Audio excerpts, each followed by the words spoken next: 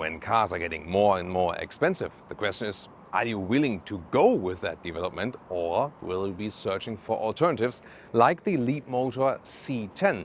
For full spec, 45,000 euros, you get a car that accelerates in 4 seconds, 0 to 1 kilometers an hour. And this is a mid-size SUV that is even suitable for the family, space-wise. But what do you get for that price? Even below 40,000 euros in the entry level? We'll find out here in exterior, interior quality, and especially in the driving, because some of the new manufacturers, they maybe can build good cars stationary, but does it also drive well? And what's the real world range? We're going to do a test, and we'll also have a concise fast charging test for you. Everything of that now with Thomas Nautical in 4K, full screen, full length. Let's go with the Leapmotor C10. And Leapmotor, very interesting story here. There is the logo, it's a Chinese company, and Stellantis, the European large corporation, which owns Opel, Peugeot, Citroën, and so on, they have actually bought into Leapmotor, into the main company, and they formed together a joint venture. And from that one, Stellantis even has 51%. But it also means they put Leapmotor intentionally in their own dealerships next to an Opel, Peugeot, Citroën, and so on. Let's see how that one turns out. In the design, you can see it looks like more or less any other modern EV SUV out there, but that's also intentionally that it doesn't want to stand out too much. Let's take a look at the front, if there is one. Interestingly, there are two main powertrains. The first is hybrid, plug-in hybrid, range extender, however you want to call it. 28 kilowatt-hour LFP battery, already very large for a hybrid. There you see that the petrol engine rather serves as a range extender, indeed a 1.5 one. Here the fully electric one, that does house a front, gas struts as well. Not too large, but it fits a charging cable, for example. And here we have basically two versions. 70 kilowatt-hour, the entry-level version with 400 volt charging, or even more interesting, the 82 kilowatt-hour battery with 800 volt charging. Both also LFP, and you can deduct some 2 kilowatt hours for the net figure because they only publish the gross figures. And we are at the length of 4 meters 74 or 187 inches. 18 or 20 inch wheels. These ones are the larger wheels. And this is also the maxed out version, and they call it indeed Leapmotor C10 Pro Max. This is not a Pro Max, just the Pro. You know, Leah has the Pro Max because, you know, the girls always need the bigger smartphones. For whatever reason, I don't know. Maybe the girls can explain that to me. And here we have either rear-wheel drive as an entry level or all-wheel drive as it stands here right now. And in that Pro Max all-wheel drive version, we have 4 seconds, 0 to 1 kilometers an hour. That's performance SUV figures indeed. Pretty cool, right? And then here we have the light strip kit going all the way through. Once again, the design really wants to draw back a little bit, not create too much attention. And then about charging. Well, the official charging figure is 30 to 80% in 22 minutes, but I can already tell you, we can score better. We do a charging test now very soon. And here, 11 kilowatt AC charging for this version and 180 kilowatt DC charging, but I can already tell you right now as well, we can even go higher than that. So they seem to be quite shy with these charging figures, so to speak. So it's better than they actually state it would be. And that's once again a very interesting thing, especially for that price here, 45,000 euros for the maxed out version with the all-wheel drive and so on. And yeah, it's not only a competitor to the Tesla Model Y, but also to many other, especially also the other Chinese companies, you know, who also are really flooding the European market now. And so the question is, especially for that size, hardly any other can compete in that case. And here, the door handle is always a little bit complicated. Good door closing sound. I mean, when you pull them out, then they are manual, but it's like this Tesla design. Not really so happy with that one. I like the classic door handles, but at least here then they are manual. But it's always a question of how are you pulling these ones out. Door closing sound itself sounds very good though. Even a stronger question, of course, how good is the interior build quality? How does it drive? What's the rear world range? And then the concise charging test, everything to come right now. But it's really intriguing, you know, to find out what they can offer for that kind of price and how will it change actually also the customers that come into the dealership, also from Opel, Peugeot, Citroën and so on. Now about a concise charging test. We're at 18% state of charge now. We have driven on the Autobahn and we've also preconditioned a little bit. Let's see what we can score.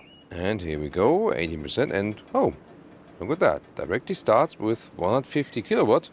So that's pretty cool. And the cool thing here, 187 kilowatt. So this is more than the officially claimed peak of 180, goes even above that. So that's really decent. I mean, preconditioning obviously worked very well. We have 6 minutes now and recharged 18 kilowatt hours so far. And I really gotta say, I'm impressed for a 40,000 euro car here.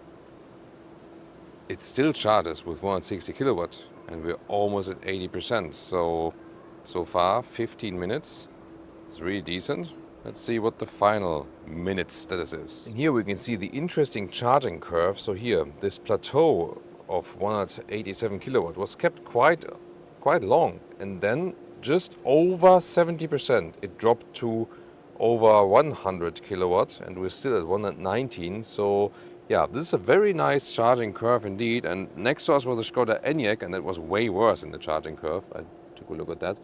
So in here now, from 18 to 80%, almost done here. We took about 19 minutes. Let's now check out the interior. So when you use the key card, you have to open and close the car right here at the side mirror. However, you will connect it then when you own the car with your own smartphone, and then this one serves as the key. Then inside of the doors, this has a interesting, let's say, half rough surface, so to speak. Looks interesting. It's also soft.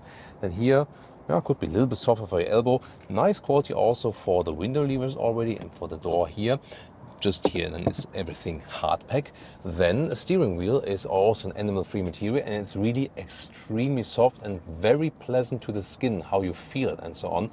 Then you have these Tesla-alike buttons on the steering wheel, right side as well, but you can also easily control the volume with that. And here, when you press this one here, actually twice, you can have this hotkey for that one that deactivates all of the annoying beeping sounds and so on when you have the D key in. Yeah, these instruments here, separate, large enough. Zoom more to the infotainment. Then these seats here, in this case in black, perforation, also with a very strong seat cooling, and the softness is extraordinary. It's really nice and soft here. The seating depth is nice, and also the surface material, once again, it's an animal-free material and even has this Ecotex seal, and that means that it's like proof against any toxins and so on, even toddler proof. That's how the seal actually says, so that you don't have any, like, you know, residual chemicals or whatever. So good move by them, definitely. And indeed, good comfort. Can't complain about that at all. And here, steering wheel, bless you, here. Yes, must be like the pollen here in summertime. And then here, yeah, manual up and down, in and out with the steering wheel. And yeah, 6'2" or 1.89 m, enough headroom left. Yeah, and once again, very good comfort. And you really wonder, this is a car then around the 40,000 euro area. That's really astonishing. And we can show you more about the panoramic roof now from the other side. Now the cockpit overview here. We can see large infotainment screen, as with a lot of new brands that is similar design, very clean design, also Tesla alike. And here is also a soft leatherette dashboard, good quality. Air vents come in the middle part right there. Classic glove box right there, very small though. Underneath we have more space here, and then we have USB-C charging and connecting. 60 watts, that's actually sufficient. And then also the USB-A charger on the right side. On the top part here, adaptive cup holders, 3-dot design. This is an inductive charging pad that is not ventilated though. You would put the key card to drive the car or the smartphone then, and then car knows, you're there.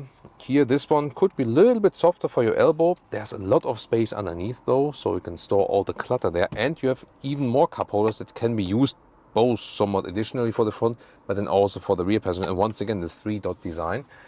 And steering wheel itself, as I shown, up and down, in and out. And here behind that is then this, old Tesla, Mercedes alike gear lever, drive, reverse and P. And you also have a good camera system. They can also trigger right there with a 360-degree view on the left side, not to damage the wheels and so on. And then here, you can also have this special wheel view, which now looks weird because the right door is opened. But yeah, flexible with that definitely. Soon more to the infotainment system and so on. But you see that the specialty of this car is really that it has a good build quality on the interior for that kind of price. I do miss more physical dials here in that area. At least you have some on the steering wheel, and here also the classic columns and so on. Some more dials here would be nice, especially for the climate. That is, as with most new cars, in the screen. At least it's here central, and you can also put some of the hotkeys here down there yourself. For example, you can say, hey, I want this one, the access to the seat heating and seat ventilation menu. And here, for example, you can put the seat ventilation, and on level 3, it's really very powerful. So especially good for very, very hot days indeed.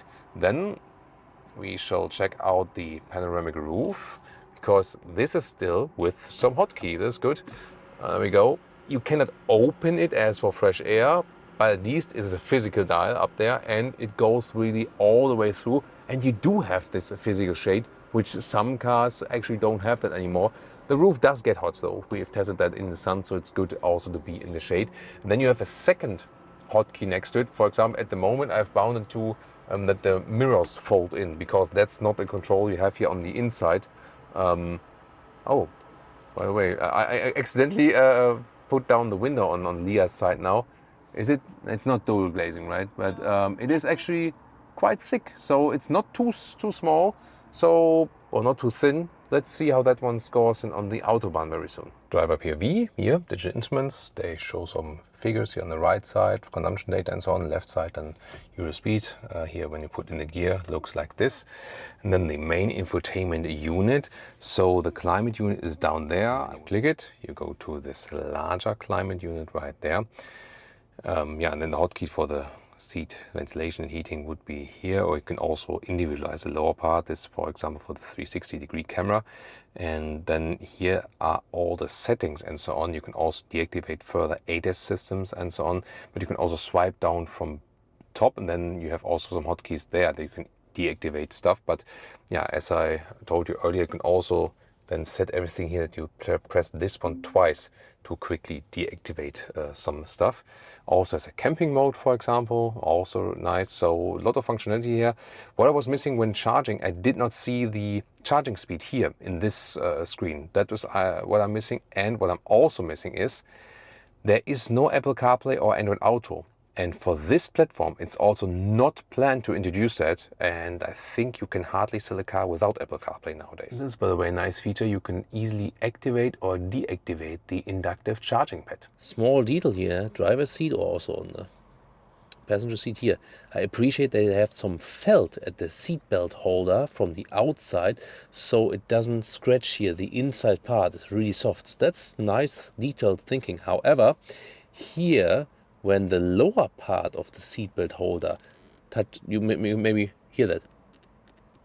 It's a little bit when it touches that, so they should have applied some felt here at the other side, so that doesn't do the squeaking sounds while driving. Yeah, so probably I would, you can buy some like Alcantara with glue on the other side, and then you can just like put it there yourself, or some felt or something with glue on the other side, that you have this area covered. Now to the rear seats. Let's first check out here the inside of the doors, which have the same material, also soft, looks nice. Here also even softer with the leatherette, so it looks really premium. Gotta say that, also nicely with the window levers again. This is also soft, only hard packed and in the lower part, and we have the same Ecotex seal-proofed material here. Really soft, nice comfort, ISOFIX outside, pulling down these.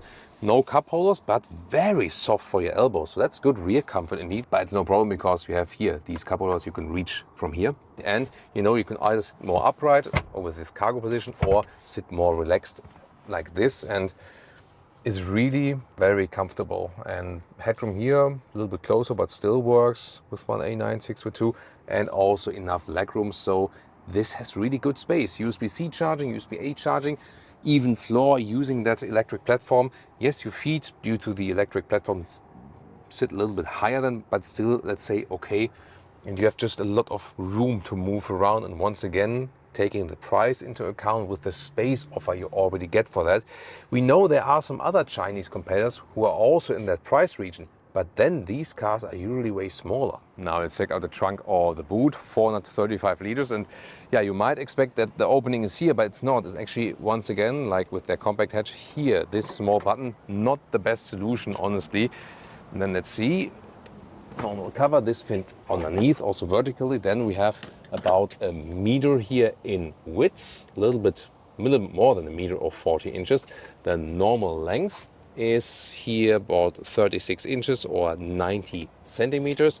And then we have some space underneath right there, not too much. Then the total length, I already folded down the seats. This one is here at 1 meters 83 or 72 inches. And last but not least, the height, we are at 28 inches or 73 centimeters. Interesting is here from folding the seats, I can show it to you. When I fold the seats up, there are two positions. Here, this is like the cargo position, and you have more space here, or then more land back. You can also see the difference. So this one is in cargo position now, this one is in the back position. Sport mode.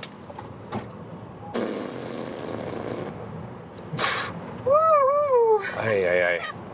That was 40 to 120, and here still goes 100 to 150. Wow. It's a 45,000 euro vehicle with 4 seconds in the acceleration figure, and it even triggers the Lear meter. Can't believe that. And here 130 kilometers an hour on the motorway. It's not too loud actually. So the noise insulation, and I mean, we even have like the cover on the roof not closed. So I think it's actually fine. So 130 kilometers an hour is a good traveling speed. Suspension wise, I mean, soon talk about city driving. Some potholes are not ideal, let's take it that way, suspension wise. At the same time, the faster you go, it's also, let's say, not that confident. So I think this is maybe something where the suspension is lacking, like this span between comfort and sportiness. It's, let's say, fine in an average sense, but it's not that confident on high speeds as for sportiness, but also not that comfortable in potholes. So if they could optimize something, probably it would be suspension-wise. But noise insulation-wise, I think it's actually fine that you have a good traveling feeling and so on. And I mean, here, I can't believe that. Look at that. And it's almost top speed for this vehicle. Wow, that's really crazy. Silent. Yeah. Very silent. Yeah, even at 160 kilometers an hour, it's super silent. I mean, is it even more silent than an iX3? Maybe so. Maybe so. Wow. Yeah, I'm very impressed by that. One thing I'm not impressed with is here the steering setup. It's not straight. This would be straight, and then I'm steering to the right. We've just been on a Denza event, that's like the premium brand of BYD, and had the Denza Z9 GT again, and it was the same, just in the other direction. Honestly, gotta say that we had a similar problem with our Audi S5, the private vehicle, where I had a lot of hassle that they get the steering recalibrate again, because me, also maybe with a little bit OCD, it completely drives me crazy when the steering wheel is not straight. It's really something very annoying. Most of the time you can fix it with a simple software calibration. Go to your dealer and say like, put it straight, set the reset button, and that's it. Hopefully that can also be done here. The same, we're also waiting then that Apple CarPlay is working for that car at some point, hopefully. What I see is that the lane keeping assist has a good reason that here I've set it on the hotkey, that I can easily deactivate lane keeping assist, and also the here like EU speed chime law, because the lane keeping assist is very annoying, honestly. So I'd rather have that one deactivated. And another thing I can also show to you is when we are, let's see here, ACC, and then another. There we go. So this is now the active holding mechanism, and for that one the touch realization is not there. You always have to give the steering a little push that it still actually knows you're there. So yeah, that's something. So assistance system wise, it's also okay, but not above average. We also have a blind spot monitor. It appears kind of late. It's more like this Stellantis philosophy. We also know from Peugeot, Citroën, Opel and so on, Vauxhall, that the blind spot thing appears in the moment they are in the blind spot, but not in advance for a warning. So honestly, assistance systems wise, cruise control wise, yeah, I would probably deactivate everything and just drive for yourself, because that's not on a super high level. But considering again that driving yourself is actually fine, it's silent here in the vehicle, it has great performance. Steering feels, because I've set it here in the user-defined mode to sport, or in the sport mode, it's also in the sport, a little bit more feedback. That's also good then actually. So in the comfort mode it would just be like too loose, you don't have a real feedback. Yeah, so then big question in here of course was, do the established manufacturers have to be afraid? Motorway driving wise, I think the coolest thing about this vehicle is that it doesn't cost much money in comparison to the competitors, but you have a nice comfortable ride with the seats. I have seat cooling activated for example as well, that we stay cool here during a hot summer day. You have it silent, you have great acceleration. Yeah, the only thing you maybe don't have is like the most sophisticated suspension, and you do not have sophisticated assistance systems. That's probably something then you'll have to live with that. But honestly, if I pay maybe half or 1/3 for that vehicle in comparison to the competition, I can easily live with that. And now some city driving here, and there's a lot of traffic here around now, and I still can't believe we're driving a vehicle that is full spec 45,000 euros. It's incredible. So it's also very silent here in the city. And so the windows seem to be thick enough, so you stay really, really calm. You don't really feel like the noise and all the traffic going on around you. What's decision is how you actually want to drive slowly. So in the settings, you can go to the one pedal driving mode. You can switch it when you're in P, and then okay, the cyclists go first. Okay, now we can go, and then the car, of course, then stops by itself at some point and just stands still. And if you have deactivated the one pedal driving, then you use the brake pedal until you come to a stop. And with the brake pedal, it's very, very sensitive. So especially when you have very dear passengers next to you and want them also, you want to take care of them and don't want to throw them around here back and forth and so on, when you're just like slowly also parking in and out and something. Since the brake is so sensitive, maybe the one pedal driving is better. So yeah, you can try around with that, but in any case, the brake pedal is a little bit too sensitive, I feel. I think usually using the brake pedal is better for the passenger. But here I think with the one pedal driving, I think I can be more gentle with lifting my foot off the pedal than I would use the brake pedal. Mm-hmm. Yeah, it's better? It's better? Mm-hmm. Yeah, okay, got the Leah stamp. So in this case, probably one pedal driving is recommended. And there are also more settings for the driving mode, for example. That's interesting. So when you are in the one pedal driving, you cannot change the driving mode? No, that's interesting. Now, why would that be? Yeah, that is something. Yeah, for that then we come to a stop with the one pedal driving mode, and that's next to red traffic light. Then I can go to P, deactivate the one pedal driving mode, and then the driving modes become visible again. And I mean, you can go to a user-defined driving mode, I like that, and soft acceleration, low regenerative braking, but steering on sport, that you have a little bit more feedback because the steering is kind of light, and then the sport feedback is actually a little bit better. Yeah, but maybe then we go without the one pedal driving mode, because then we can use the different driving modes in the custom mode. Here the camera, by the way, is also very helpful, really large and so on, resolution. I mean, it's large, so That's it's the best feature here. yeah, here for the it's a good point by Leah here for the wheels that you don't damage the alloys. Just here on the fake the drone view from above, it's like the vehicle silhouette is not properly cut out. That's something they could fix with over the air. But yeah, this really so helpful here to have the wheel view, and you can always trigger it here in the lower part also. You don't have to put in the reverse gear for that you reach that. So that's cool. So it's a very calm driving experience here. You just have to get used to like coming to a very gentle and slow stop. That's maybe the only thing.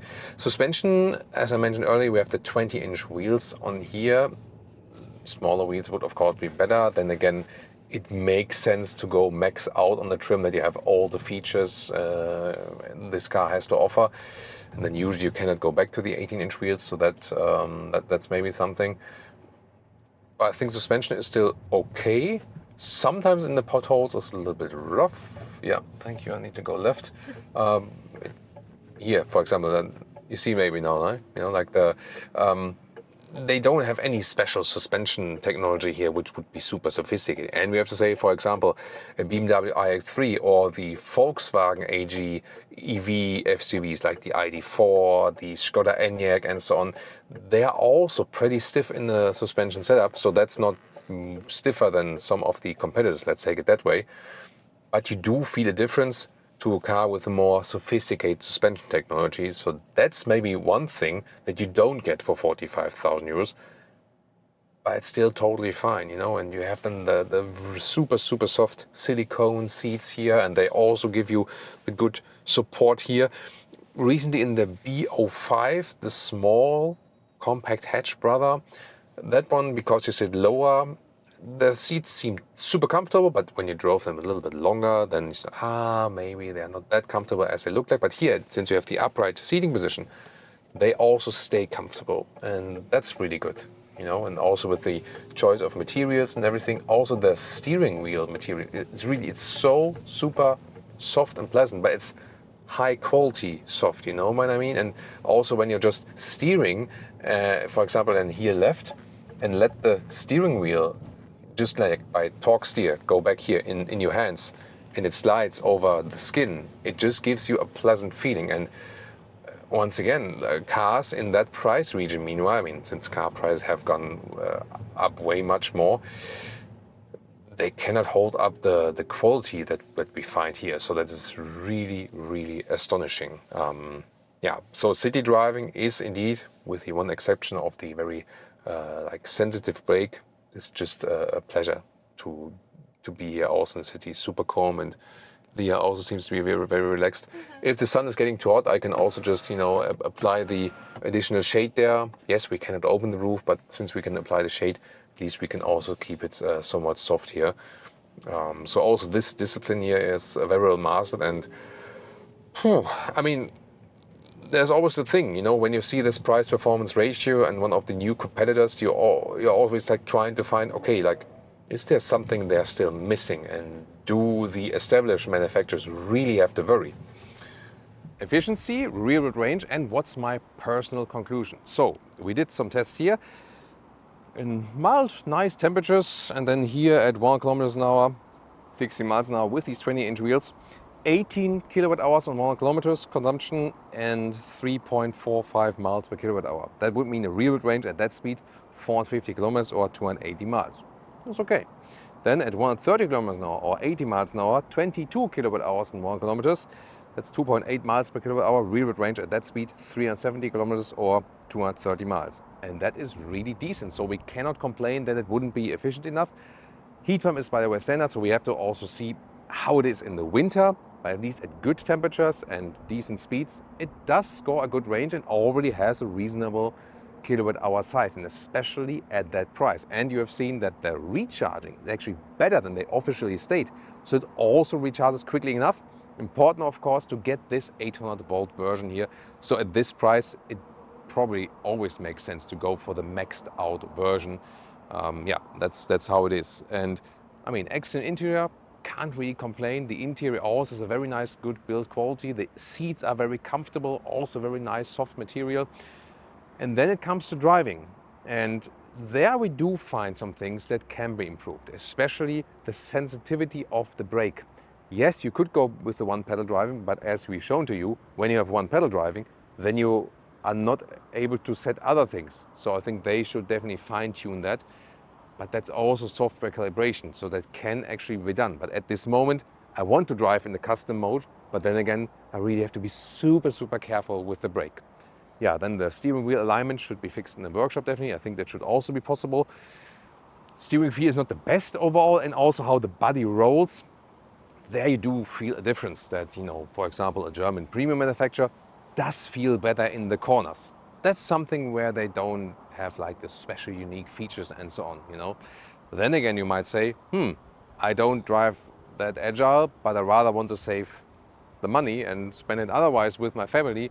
And that's why I'm happy that the car is half the price in the German premium competition, for example, but I already get a premium interior, you know, and then it kind of makes sense. So yes, especially in driving, also the assistance systems are not really that good yet.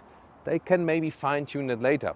Question if that comes. If you drive with sunglasses, like these beeping warnings come, the warming probably as well, but the warnings come earlier. But these can be easily deactivated as well. So you have to bear that in mind.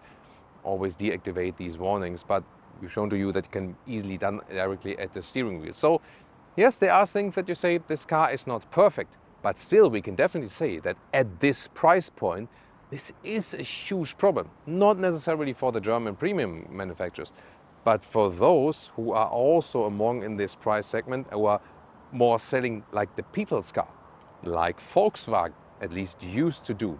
You know, so the big European corporations which sell in the non-premium segment, they will have a large problem with that. And especially also, it was for me kind of obvious when I was at Brussels Motor Show and they had the Stellantis booth, there was an Opel Astra, and then the Leapmotor C10 next to it. And I was like, wait a minute, there's not even a huge price gap between these two. And then who would seriously buy an Opel Astra when you here get like a mid-size SUV with a better interior and fast charging and an 82 kilowatt hour battery, you know?